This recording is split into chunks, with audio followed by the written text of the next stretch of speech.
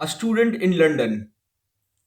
The ledgers kept at Lincoln's Inn in the 1890s were given for salvage during the 1939-45 war. The contemporary shipping list no longer exists, and Jinnah's English bankers lost their records during a bombing raid. There seems to be no way of finding out when or how he came to England, except that the year was 1892.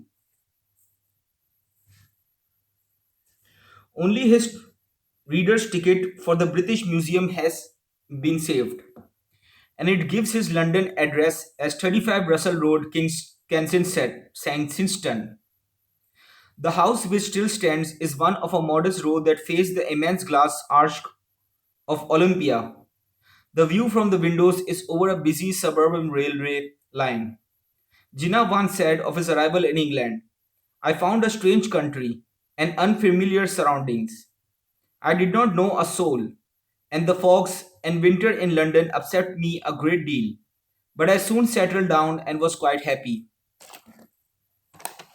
Jinnah's achievement as a student was remarkable. He passed his examination in 2 years. If the 1876 birth date is to be believed, the date also given in the records of the Law Society, he was not yet 18, but he had to remain in England 2 more years to complete the formalities required by Lincoln's Inn. Dr. Ashraf recalls Jinnah telling him that he was the youngest Indian student ever to be called to the bar.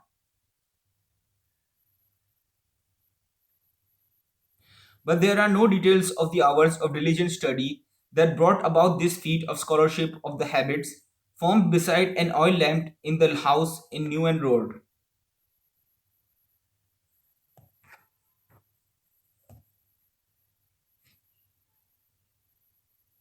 and projected to the reading rooms of the law libraries and the British Museum. Mrs. Naidu wrote of Jinnah some years later.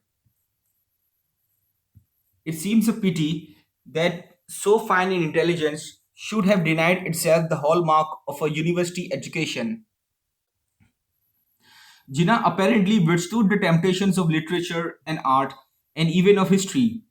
His mind seldom doted on the past, and it would seem that his habits in London were narrowed down, that his way was from lectures in Lincoln's Inn to debates in the House of Commons without any pausing in the National Gallery on the way. He was to do two things brilliantly in his life. He was to become a great advocate and he was to create a nation. From the beginning, he did not dissipate his energies with hobbies, nor his strength in dalliance. His chief passions were his mind. In an address to the Karachi Bar Association in 1947, Jinnah recalled, I joined Lincoln's Inn because there, on the main entrance, the name of the Prophet was included in the list of the great lawgivers of the world. He spake of Muhammad as a great statesman and a great sovereign. His appreciation of the Prophet was realistic. Perhaps his political conscience as a Muslim had already begun to stir while he was in England. Jinnah told Dr. Ashraf that during the last 2 years in London, his time was utilized for further independent studies for the political career he already had in mind. Jinnah also said, Fortune smiled on me and I happened to meet several important English liberals, with whose help I came to understand the doctrine of liberalism.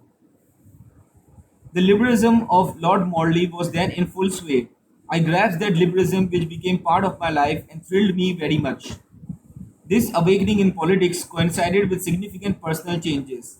Up to April 1894, Muhammad Ali Jinnah had used his boyhood name Jinnah Bhai being a suffix used in the Gujarati language, which was his mother tongue. On 14 April 1894, he adopted the English fashion in names and became Mr. Jinnah, the form he used for the rest of his life. He had also abandoned his funny long yellow coat and adopted English clothes, and perhaps encouraged by the sight of Mr. Joseph Chamberlain in the house, he had bought his first monocle. It must have been an important moment in the development of his courage and his personality, which he went to an optician's shop in London and bought the first of the many monocles, which he wore during the next 50 years. Even at the end, when he was being carried into his capital on a stretcher, a dying warrior, holding the circle of glass between his almost transparent fingers. Jinnah had said that the liberalism of Lord Morley thrilled him very much. The thrill must have been intensified on 21st June 1892 when he read of the royal assent to the amendment to the Indian Councils Act, empowering the Viceroy to increase the numbers in the legislative and provincial councils, an amendment that gave the people of India, for the first time, a potential voice in the government of their country. The beginning of Jinnah's partiality for liberalism was well timed. At the end of May 1892, Mr. Gladstone spoke with a vigor and animation most remarkable in a man of 82.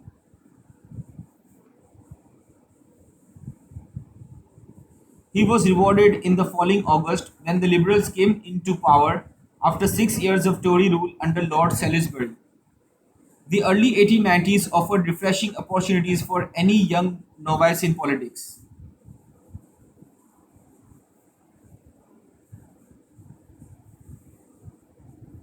Newly arrived from India, anxious to learn, and naturally in love with agitation and reform, in 1893, when Jinnah must have recovered from his loneliness and settled down, he was able to listen to some of the lively debates over Mr. Gladstone's Irish Home Rule Bill. He was able also to study English reactions to affairs in India and Egypt, to watch the growing power of labor and to develop his sympathy with the political emancipation of women, a reform that became a fixed part of his political creed when he returned to India.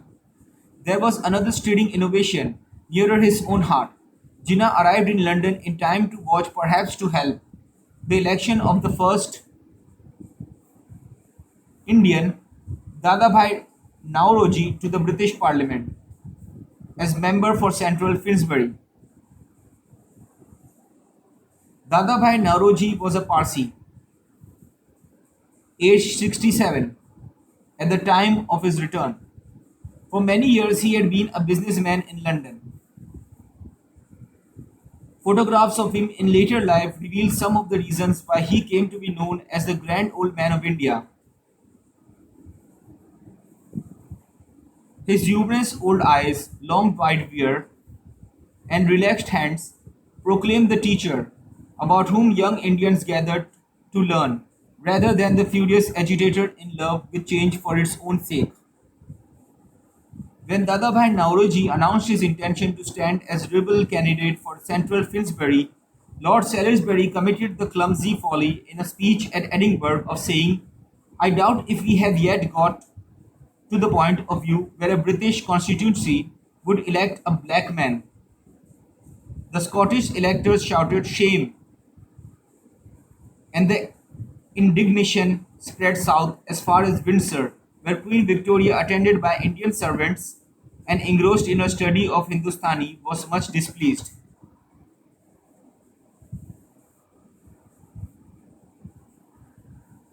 The unhappy insult, addedly unfortunate because Dadabhai Nauroji had a paler skin than Lord Salisbury,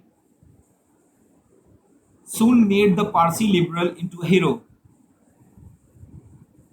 The chapters in his biography describing the controversy awakened by the election in Finsbury make an exciting story. Women's suffrage was one of his aims, and he was therefore overwhelmed by women helpers.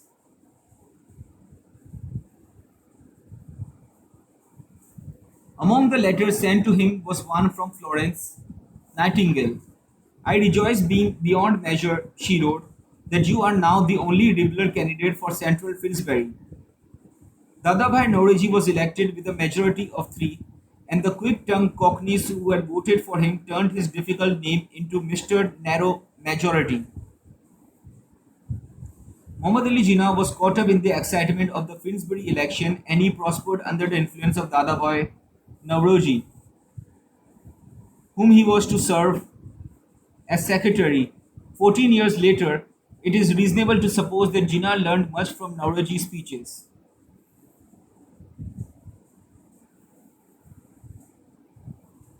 that he absorbed some ideas from the grand old man. The nature and quality of these ideas are revealed in the first speech which Dadabhai Naoroji made in the House of Commons on 9th August 1892. During the no confidence debate following the speech from the throne, he said, "My election for an English constituency is a unique event. For the first time, during more than a century of settled British rule, an Indian is admitted into the House as a member for an English constituency. I desire to say a few words in analysis of this great and wonderful phenomenon. The spirit of British rule, the instinct of British justice and generosity, from the very commencement when Parliament seriously took the matter of Indian policy into its hands, about the beginning of this century, decided that India was to be governed on the lines of British freedom and justice. Steps were taken without any hesitation to introduce Western education, civilization, and political institutions in that country. And the result was that, aided by a noble and grand language in which the youth of that country began to be educated, a great movement of political life, I may say new life, was infused into a land which had been decaying for centuries. The British rulers of the country endowed it with all their own most important privileges. A few days ago, sir, you demanded from the throne the privileges which belong to the people, including freedom of speech, for which they have fought and shed their blood. That freedom of speech you have given to us, and it enables Indians to stand before you and represent in clear and open language any desire they have felt.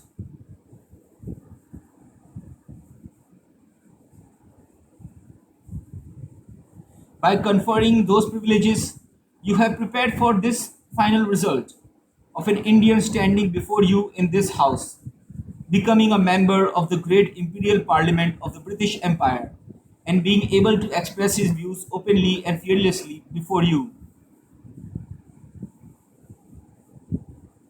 Mr. Gladstone, Mr. Balfour, Mr. T.P. Connor, and the other speakers during the debate might have wondered where Dadabhai Naoroji passions would lead him next. He was expected as an ardent Gladstonian to support his leader in the debate, but as the Times reporter wrote, he dilated with radiant naivety on the splendor of his victory in central Finsbury and concluded, without saying one word on the matter in hand. Dadabhai Naoroji continued, "The glory and credit of this great event by which India is thrilled from one end to the other, of the new life, the joy, the ecstasy of India at the present moment, is all your own.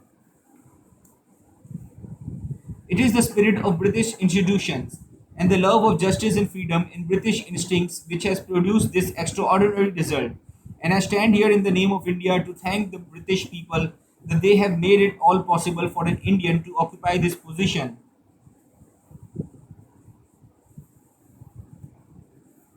and to speak freely in the English language of any grievance which India may be suffering under, with the conviction that though he stand alone with only one vote whenever he is able to bring forward any aspiration and is supported by just and proper reasons, he will find a large number of other members from both sides of the House ready to support him and give him the justice he asks.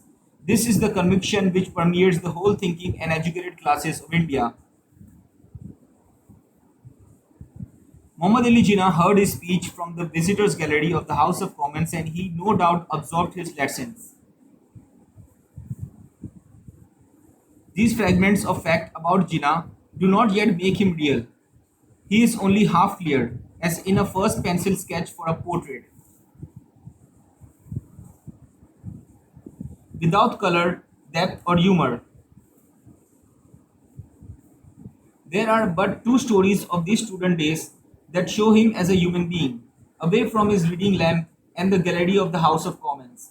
Many years later, when Mahatma Gandhi and Pandit Jawaharlal Nehru were in prison in India, a friend said to Jinnah, All the leaders have been arrested at some time or other except you. Jinnah answered, "Oh, I also have had my friction with the police.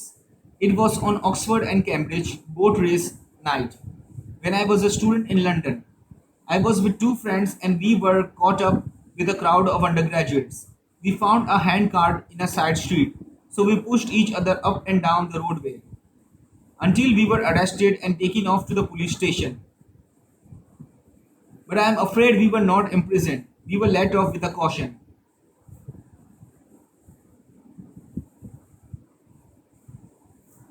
Also, there was a spell away from his studies when he toured England with a Shakespearean company. In 1946, Jinnah recalled his incongruous adventures to Mr. Nasim Ahmed. He described his experiences as a prompter and the occasion when he played Romeo. No more is known, although there is a legend, unproven, that for a time he was with Miss Horniman's famous repertory company. There is little trace of influence on his vocabulary or in his speeches from this nodding acquaintance with Shakespeare. There was but one episode in the far future when Gandhi asked Jinnah how he wished to be addressed. Jinnah answered, "I thank you for your anxiety to respect my wishes in the matter of the prefix you should use with my name. What is a prefix after all? A rose by any other name would smell as sweet." Jinnah was never to become excited by the charm of words.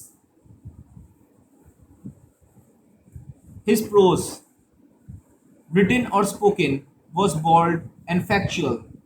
Many years later, when he was drafting a statement with the help of Yaqut Ali Khan and one of his secretaries, he became impatient with their search after fine sentences and said, "I don't care for beautiful language.